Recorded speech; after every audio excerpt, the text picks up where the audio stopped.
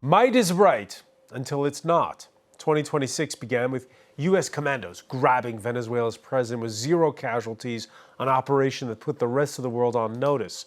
Now, though, Donald Trump's first primetime address in nearly 5 weeks of war with Iran, worrying markets instead of reassuring them. The U.S. president telling impacted nations, well, to just buy more oil from him. And if they're so worried about energy security in the Strait of Hormuz, go get it, go to it themselves and sort it out. How should Gulf, European, Asian allies react to this I break it, you fix it attitude to warfare? Is it in fact too late to walk away for the United States? And even if Washington washes its hands of the war it started with Israel, how to avoid a fresh 10-year cycle of instability in the Middle East? For the United States, is this just another passing blemish? Will midterm elections save those rooting for a return to the world order as it was? History shows that despite setbacks, like, for instance, the failed 1980 bid to rescue U.S. hostages in Iran and the insurgencies that left the U.S. bogged down in Iraq and Afghanistan, the countries ultimately emerged undiminished as the world's undisputed top superpower.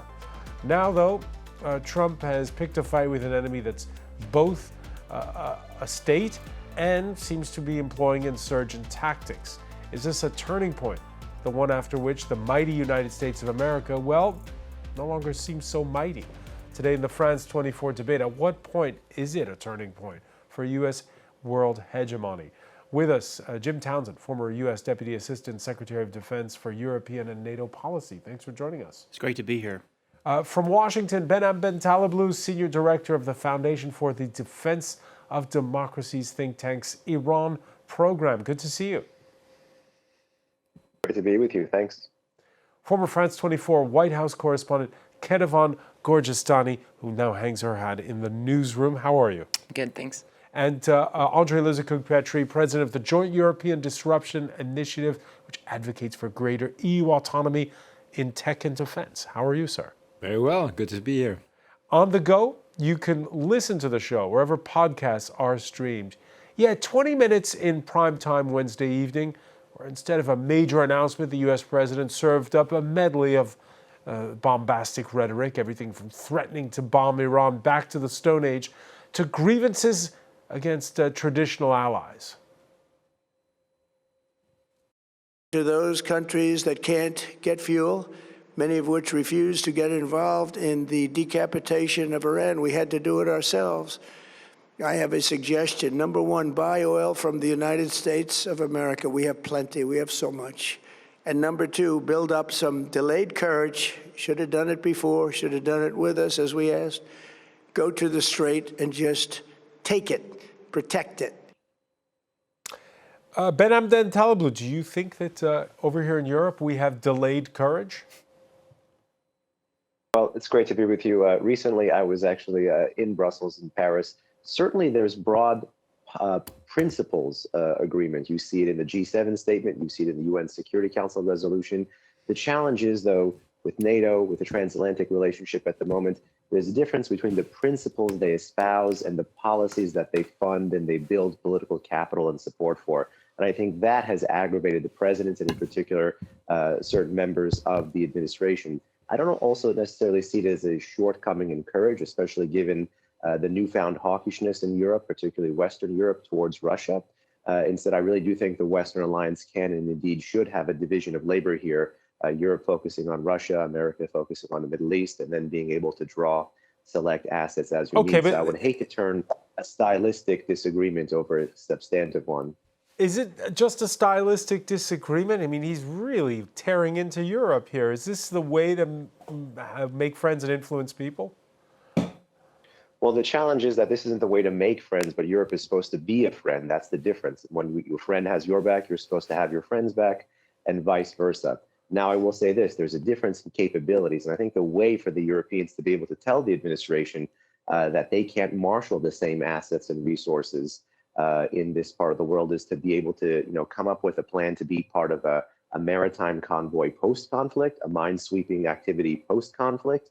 But during the conflict, I actually think it would not be wise for the Europeans to squander their limited naval resources and have to have the Americans bail them out. Or worse, I don't think it's wise to have America's great power competitors like China be more militarily involved in this part of the world.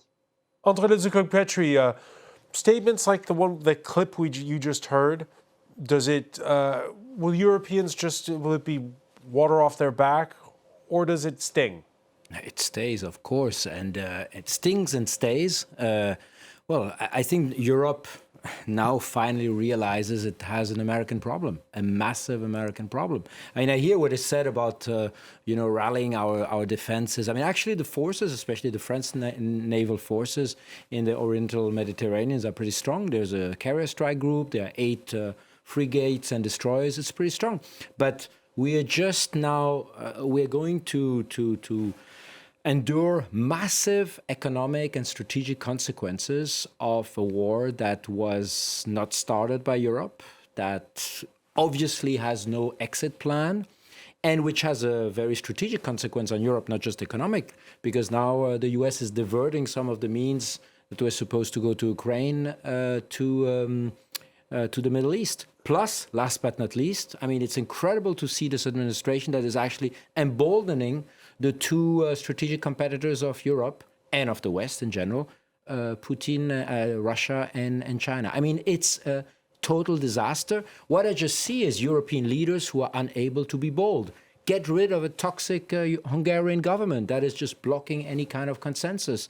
Be sure that we are not, on one side saying, criticizing the US attitude like Chancellor Merz just did, and then still trying not to antagonize. I mean, appeasing the US president has not worked. So I think finally, maybe one day, the European leaders will have a bit of grit. And they will be respected. There's the sort of the hard reality of governing. And if you're dealing with a superpower that still has 38,000 troops in Europe, you can't handle them the way, for instance, even far-right opposition leaders in France and Germany are bashing Trump. The message is clear. They're in opposition. The message is clear today. If really there's an issue in Europe with the current administration, I mean, I don't think a lot of people seriously think the US will come and help. That's as simple as that. I mean, it's very hard, especially for the Germans, to realize that, but we're coming to this realization. So I think trying to appease to save these 38,000 troops is a losing strategy. So we are in a conflict of timing. We should have first been much faster in the last 4 years, because that could have been a little bit anticipated what's going on in Ukraine. But now we need to be all in and not see the squabbles between European countries. I mean, think about the joint strike fighter, think about what's going on in space, think about how little we supported the joint naval mission, which is called Aspides, which is a ridiculous couple of ships patrolling in the Red Sea, which obviously is more image than reality. And I think it's a political message too. I think our citizens see that, and the more we are on this appeasement strategy, I think the more we are fueling the extremes, because they see that the center parties today are hopeless. And let me give you a personal note: the way the French president was attacked personally yesterday. Yeah, we'll get back to that. And the way the president was very nice, just saying, "Oh, this is not elegant," and this. I understand it's diplomatic terms, but this should be handled in a much more forceful way, because it's just going to encourage a bully to do more. All right, let's talk about that then, just because it has been making the rounds here in France, just to get everybody, our viewers, into the know. The French, among those saying, "We're happy to help once the fighting stops." This despite a steady stream of abuse from Donald Trump. On Wednesday, he quipped that Emmanuel Macron is still recovering from his wife's, quote, right to the jaw, picking up on a video last year when he was on a foreign trip that appears to show the French First Lady shoving him in the face. Macron responding not enough to Andre Petri's liking, this during a visit to South Korea. We're talking about things that are too serious. We're talking about war. Today we're talking about women and men who are fighting, about women, men, civilians being killed in the war raging in this region. We're also talking about the consequences of this war on our economies. So the remarks I heard that you're referring to are neither elegant nor appropriate, so I'm not going to respond to them. They don't deserve a response. So there's taking the high road, Kedevan Gorgistani, and there's being too tepid and weak. Which one is it when you listen to that clip? Well, look, I think he's taking the Michelle Obama, when they go low, we go high, because if he had responded... Andre doesn't like it. Yes, but if he had responded in kind, we would all be talking about the fact that this is beneath the French president, and he should not have reacted and used the same sort of strategy as Donald Trump. And to be fair, Emmanuel Macron is not the only one who's getting this sort of abuse. Keir Starmer gets it. Mohammed bin Salman this weekend, I think, was treated pretty not nicely by Donald Trump. Yeah, so, he says he kisses my behind. Exactly. So it's not specific to Emmanuel Macron, and Donald Trump has a history of, especially in front of crowds that are pretty much in his pocket, to sort of get the crowd laughing and get the crowd on his side. He likes humiliating other people, especially other leaders. And if it can happen to be European leaders at a time when he's criticizing the Europeans, he'll take every chance he gets. I think that as a president, Emmanuel Macron probably responded the way he was supposed to respond in order not to keep this in the headlines, if you will. All right, and here we are talking about it. Let me ask you, Jim Townsend, because again, there's the substance and there's the style, as Benham was saying at the outset of this conversation. How much in this case is the style the substance when you hear, you know? Well, first, I'm just so outraged by what happened with Macron and the way the president has been acting. I mean, I look at my colleague there in Washington, D.C., and it's hard to be here in France and talk about friends helping us out in the Gulf, talking about getting allies to come to our aid, et cetera, on the one hand, when on the other hand, which is the substance, and on the other hand, the style gets involved where you have the president of the United States insulting these allies the way they are. Is absolutely ridiculous. So I can't sit here and say to the allies, look, you haven't been with us, we should leave NATO, et cetera, et cetera. We have brought this on ourselves. We have not brought the allies along with us as we did with Desert Storm, as we've done with so many operations where the allies have been there. So frankly, I don't blame the allies for keeping Trump and what's happening at arm's length. And the reaction by Trump on this is outrageous. As an American citizen, having done 35 years in the Pentagon, all kinds of conflict, this is not what we do. And so as far as I'm concerned, he is breaking the alliance right now. By his actions, by his style. The substance has been impacted by his style, and that substance is caused the alliance to not be behind him when they might have been in other ways. So as my colleague has said, and I agree with this is really time that there should be the time for wake-up calls in Europe is over. Europe has got to, as they are, pulling together and being an entity unto themselves, not so dependent on the United States, if this is the kind of leadership we're going to have in Washington. And we saw with countries like France, Spain, and Italy denying flyovers for military planes this week. Italy, whose leader is close to Donald Trump. That's right. And so you're seeing the reactions by European allies in ways we haven't seen in years, not since the 1970s during the oil embargo. And we have brought this on ourselves. And I think that's the most important point. The point, the fingers at the allies and saying they have no courage. To point fingers at the allies and say your navy is terrible, it's old, your aircraft carriers don't work. This kind of thing brings dishonor to the United States, and it makes Trump's job harder in the Gulf. Why would, after being treated this way, why would you jump into a firefight like we're seeing right now in the Gulf? It's beyond reason. And if I may add, it's a total lose-lose strategy. I mean, talking about the naval capabilities, it's ironic because when you look right now at the capacity to overhaul, carriers, one of the carrier strike group had to go back because of a fire. In the U.S. now, given the terrible state of shipbuilding, it takes between 2 and 3 years for a complete overhaul, while in Europe you take between 9 months and 18 months. So even from a strategic point of view, all this attitude actually weakens the U.S. first, its alliance, but also its position. It emboldens, and where substance goes into style, Putin is watching, and the fact that the Europeans are not reacting as bold as I think they should, and it's a very personal opinion, actually will embolden Putin, saying, well, if they don't react to this kind of thing, it's probably the time to test them. So we should be careful. It's a self-fulfilling prophecy. The more we appear weak, the more we are going to embolden the eastern flank to I stand behind exactly that. Benem Bentaleb. Francois, a couple of points there. A lot of things were said. I actually agree again that style can have a substance of its own, and neither side of the Atlantic, I want to stress, neither side of the Atlantic can afford own goals here.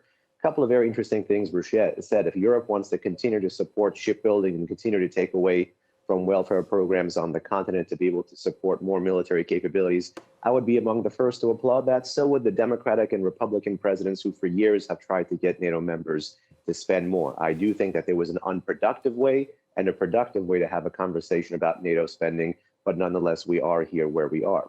When it comes to, again, the statement about the policy preferences versus the actual policies themselves, look, I'm the first to commend the French for what they've been doing. The French right now, as we speak, are working with the Bahrainis on a new UN Security Council resolution. I'm not the one asking the French, for example, to have to send additional forces into the Persian Gulf. I'm the one who's actually quite skeptical at the moment as to what is the French carrier strike group doing in the Eastern Mediterranean. Is it additional ISR? Is it trying to protect Israel? Is it trying to protect Cyprus? There's a question about how far and how stylistic this French deployment is versus substantive. And I'm glad the guest mentioned Operation Aspidus. There are allies and there are allies. The UK joined the US in many of the counterforce strikes against the Houthis in Yemen, whereas Operation Aspidus was entirely 100% defensive. And then there's changes within alliance structures in general. Remember, in 2019, for example, Australia joined America in the maritime coalition to secure the Persian Gulf and Strait of Hormuz. In 2026, Australia rejected that same but changed American invitation. So again, style can have a substance of its own. There's lots of room here actually for own goals on both sides of the Atlantic. And where I would, again, respectfully push back on what the previous guest just said, it is not actually Europe playing the high road and absorbing the punch that will invite Putin. It will actually be Europe acting in a discoordinated fashion and either going to the extreme left, which, as you know, across the continent and not just in France is anti-American, as well as going to the extreme right, which also not just in France, but also across the continent is anti-American. It is going to those extremes and forsaking the center, like I think some of the politicians that the gentleman mentioned, that would allow Putin, Xi, Khamenei, North Korea, take your anti-American, anti-liberal authoritarian regime and split the alliance apart that way. So I think now is the time for real stewardship, real statesmanship, and to work together on a least common denominator approach. But you're seeing even Giorgia Meloni policies. pushing back against Donald Trump. It's kind of difficult to be his friend these days, it seems.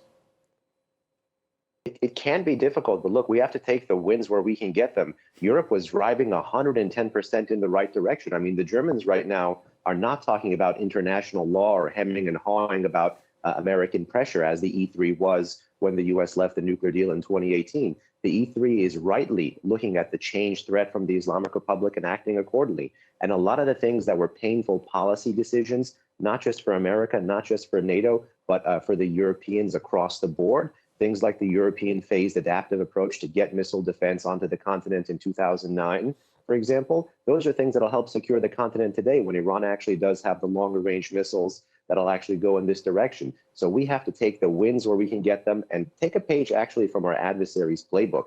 They are not 110% ideologically and politically aligned, but wherever there is an overlap in the Venn diagram, they play that up. And right now, given the state of great power competition, given the shared preferences and views that we have towards maritime security, the free flow of oil, and keeping the Strait of Hormuz open, we should be both working assiduously to play it up rather than magnifying the differences. All right, we driving into the office today in my electric car, I was able to spot that one of the gas stations that sells cheaper petrol had assigned €2.26 a liter for diesel. So that gives you an idea of how much it's we're feeling the pain of, again, a war that wasn't chosen by the Europeans, wasn't even consulted on. Among U.S. allies, hardest hit, the Philippines, which gets 98% of its oil and gas through the Strait of Hormuz. Its president last week declared a state of emergency amid fears this nation of 116 million could run out of diesel. Now, after an exchange of phone calls between foreign ministers, Manila stating that Iran will allow the safe, unhindered, and expeditious passage through the Strait of Hormuz of Philippine-flagged vessels, energy sources, and all Filipino seafarers. Jim Townsend, we're talking about the Philippines, a staunch U.S. ally, home to the Subic Bay base. Well, we are, and I think we're seeing a bit of a rewiring going on, whether it's Philippines having to cut a deal with Iran on their own, or it's Ukraine cutting deals with Saudi Arabia and other Gulf nations. There's starting to be some rewiring of what has been traditionally the U.S. protecting the Gulf nations, the U.S. in there with the Philippines.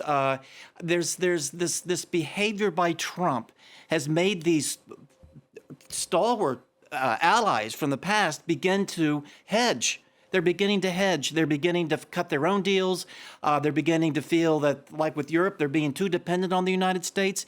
It's a very interesting shift in a lot of ways in the international community as suddenly the U.S. is becoming doubtful in terms of is it an ally that's really going to come to our defense, whether it's Europe or whether it's the Gulf states, who, as I said, they've turned to Ukraine to help them deal with drones and this type of thing. And I think this is something that, in terms of looking at the future, we might see other nations saying they're going to try to cut a deal. The Gulf nations certainly will, because it looks like if you don't cut your own deal with the Iranians, you're not going to get your oil out. One of the heads of the big supermarket chains here in France, Kedevan Gorgistani, this morning on the radio stating that for him, 6 weeks is the crucial pivot point, after which there could be real stockpile issues here in France.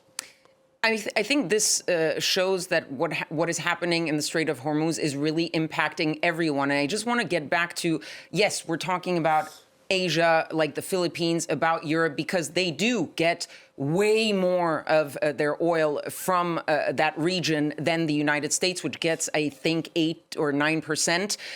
But when Donald Trump repeats things like the Strait of Hormuz is not really our problem, it's not impacting the United States, we don't get the oil there, we have our own oil.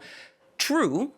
But tell that to the American people who have seen gas prices rise by $1 per gallon over the past first month of this war. You cannot say that the United States is not being impacted. Yes, there might be no oil shortages in the United States, but the impact on the American population is absolutely clear, and it's partly responsible for the fact that Donald Trump's ratings are going down, because people are looking at those gas prices, and that is largely because of Donald Trump and that war and the situation in the Strait of Hormuz. So the U.S. president can say all he wants that the Europeans should come and deal on their own in the Strait because he doesn't care and America doesn't have a problem. America does have a problem in a way, less than others, but it still feels the impacts of what is happening. All right, Donald Trump setting a new deadline in that primetime address, 2 to 3 more weeks, he said. And despite the daily bombings and the killing of its top leadership, the longer the war drags on, the more buoyant, at least in rhetoric, the Islamic Republic appears to be getting. Solange Mougin explains that. Plastered on these missiles, there are messages and taunts. One reads, "Hey, stupid Trump, the Strait of Hormuz is a bigger piece than your mouth." Iran released these images of their weapons being launched, a show of might and disdain and a vow to continue fighting, one that was echoed on state television with the Revolutionary Guards addressing the U.S. and Israel. You know nothing of our vast and strategic capacities. Do not hope that you have destroyed our strategic missile production centers, long-range drones, modern air defense systems, electronic warfare, and our special equipment. With such an assumption, you will only deepen the quagmire in which you have trapped yourselves. Iran maintains that it still has stockpiles of weapons, and it claims that the U.S. strikes have been insignificant. On Thursday, Iran did fire more missiles at Israel and Gulf states. This continued demonstration of force comes despite Donald Trump's claims that its core strategic objectives were nearing completion in Iran. The Defense Department also released images of its strikes on the nation, accompanied by a caption that said, now in the fifth week of the campaign, they're making undeniable progress. Meanwhile, following Trump's vows, Iranians are bracing for a continued barrage of strikes over the next 2 to 3 weeks.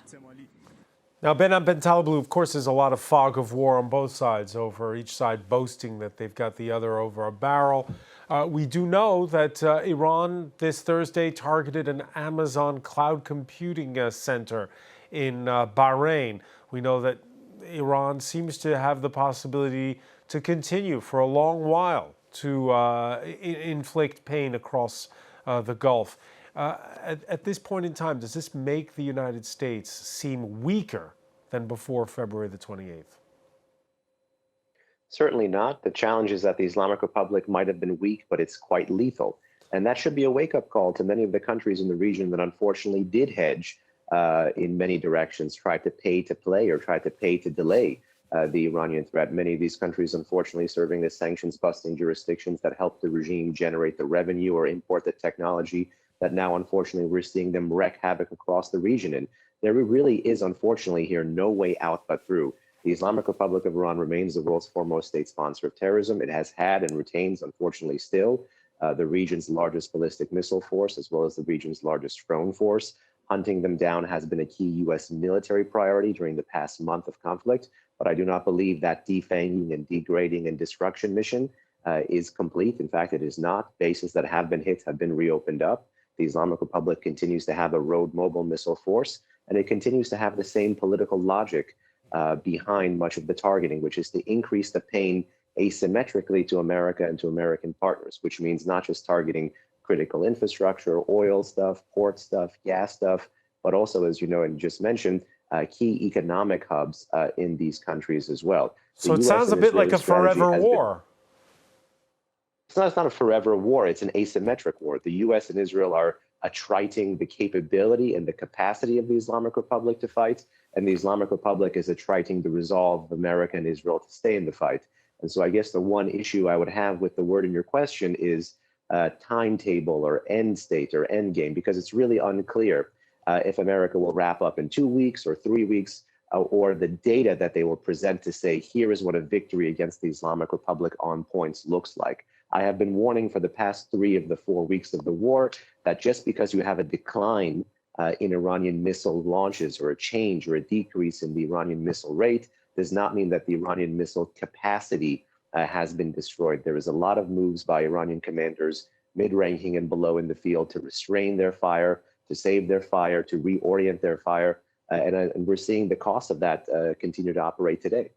All right, so not a forever war, but is it a quagmire? Andre Lizakog-Pietri. Well, first, I would like to double down on what has just been said. I mean, the fact that the Iranian shot allegedly this missile towards Diego Garcia, which is 4,000 kilometers, which is exactly the distance between Iran and Munich, Paris, or Rome, is a sign for those who still believe that maybe this regime was not going all in and was a threat not only for the region, but for Europe as a whole. I think that is a clear indication that this regime is evil and a danger for Europe. There were still a lot of people in Europe that considered that the Iranian topic was not a danger for the continent. It is. That's the second thing is we should not forget, it's not just the Iranian who are going Winchester, as we say in the Air Force, that means running out of ammunition, is the US too. I mean, the US fired in the first months 40% of their THAAD missiles, those who are fired against the ballistic missiles, 40% of their whole stock. So it will take, at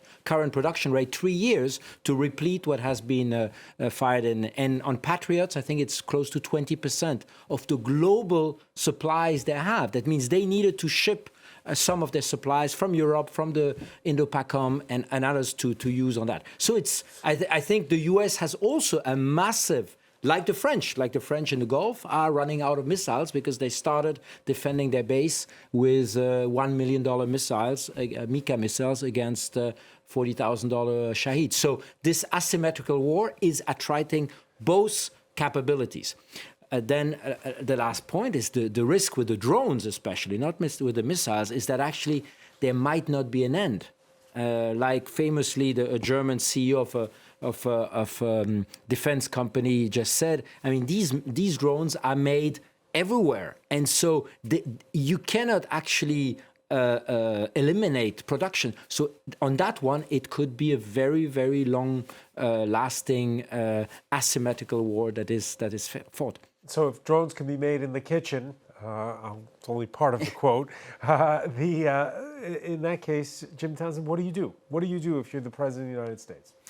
Well, that's what I was hoping to hear last night in this speech. I was hoping to hear some idea of a recognition of what we need to be doing, a recognition of the problem. Instead, we got this rally full of mistruths, full of lies, outright lies, exaggerations, to the point where it seemed like he had no grasp of reality. So, after hearing that, and if you're a European country, how can you throw your weight of your country, your force behind a leader like that who doesn't seem to have a grasp of reality? And that was very bothersome. And so what do we do about it? We have troops heading into that area now. Marines, 82nd Airborne, sounds like some other special operations forces going in. He didn't say anything about that. So my concern about the drones and being able to make them in the kitchen and everything is, if we're going to use these ground forces to take one of the islands, or God help us, Clark Island, they're going to be facing those drones. And are the Marines and the others, are they ready for drone swarms coming at them? Are they ready to fight the kind of war that's happening in Ukraine right now, with Ukrainian forces trying to defend themselves against Russian drones, and vice versa, oh, by the way. So last night's speech had to come to grips with that. We need to know, as these troops are going in, are they going to face a quagmire? What are they going to face? Do we have leadership there that understands the mountain that these guys are going to have to be climbing when they get there? And I didn't hear anything like that. So quagmire, yes. What are we going to do about the drones? I hope we've got a plan, because those forces are going to face that if, in fact, they're going to be on the ground in the next couple of weeks taking one of those islands. It's ironic that ahead of Trump's speech, a Wednesday airstrike appears to have hit the former U.S. Embassy compound in Tehran. It's been under the control of Iran's Revolutionary Guard since those 444 days starting in 1979, where U.S. diplomats were held hostage there. The Islamic Revolution triggered the 1970s second oil shock. That period of high inflation felt, well, like a humiliation for many in the United States, accustomed to cheap prices at the pump. The pinnacle of the humiliation came when President Carter greenlighted an ill-fated attempt to rescue the hostages in early 1980. A hydraulic failure and a sandstorm derailed the mission. 8 U.S. servicemen were killed. It's one of those moments, Jim Townsend, that everybody who's worked at the U.S. Defense Department remembers. Right. And it's been something that's been mentioned a lot since February the 28th. 47 years of this. Is the United States, in the period since then, it's overcome this bad moment. Well, this return to Iran, is it the undoing? Well, it's a great question, and we have been. I've talked to colleagues about the irony of it, is that we're all of a sudden finding ourselves back in Iran, finding ourselves in a situation where we're going to be at very high risk. And so, yes, there has been a lot of progress made since Desert One, as it was called. The accidents that were there, the loss of lives, I think that that made a major revolution within the U.S. military in terms of special operations forces, and all kinds of things have changed so that we're better able to do this kind of thing. And I think the special operations forces going in there, or the 82nd and the Marines, I think they're going to be a much better force than what went in to rescue hostages those many years ago. But there's another lesson that maybe hasn't been learned.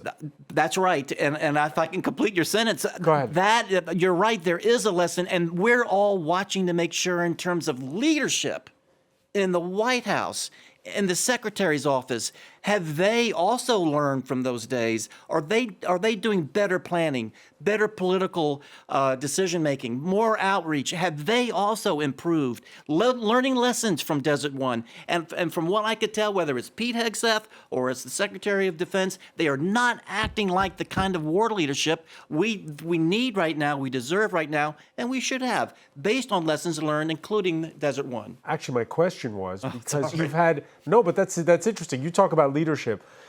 It's the word that Benham used earlier, which is asymmetrical warfare. Right. Which is what the U.S. faced in Vietnam. Yep. And it's what it faced in Iraq. Yep. And it's what it faced in Afghanistan. Right.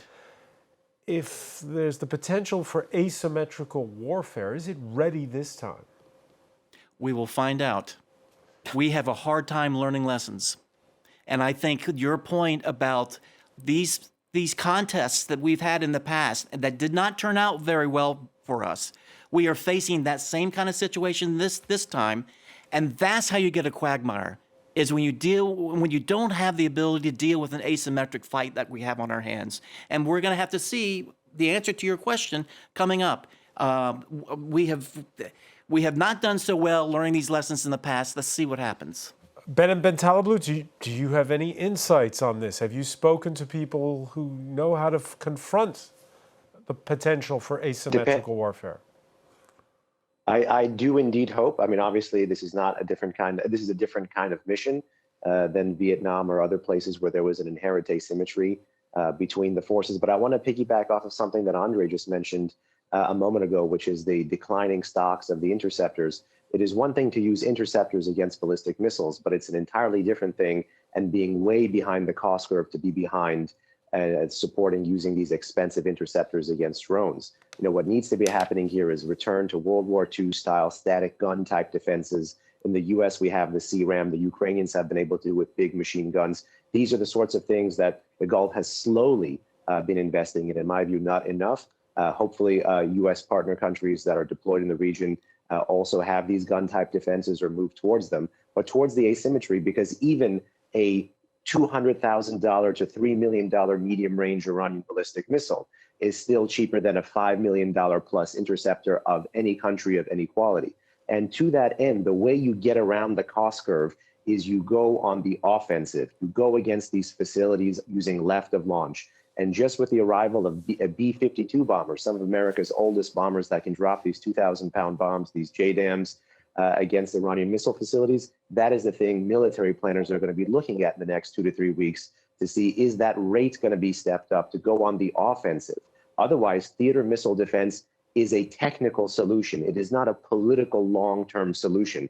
We have seen countries, including the United States of America, not sink the appropriate cost and not take the appropriate risk against a growing Iranian ballistic missile arsenal for decades, including Europe, by the way, to sit back and admire the problem. These are the costs of sitting back and admiring the problem. Now that leaves us only with one economically salient option, which is to go heavy on the offensive. Otherwise, theater ballistic missile defense is a technical solution to a longer political problem. Of course, going on the offense, well, that means there's going to be casualties. And Iran, its Islamic Republic, its legitimacy was boosted by the casualties, those who died fighting the war against Iraq. They're ready, it seems, for some kind of a ground war. Is the United States ready, Ketevan Gorjestani? That's really another part of the asymmetry of this war, is that the political price of losing a U.S. soldier for Donald Trump is 10 times, 100 times, 1,000 times more than the political consequences for the Iranian regime of losing an Iranian soldier. They are ready. They are all out. They have half of their leadership that was killed and was immediately replaced. They know they're going to lose people.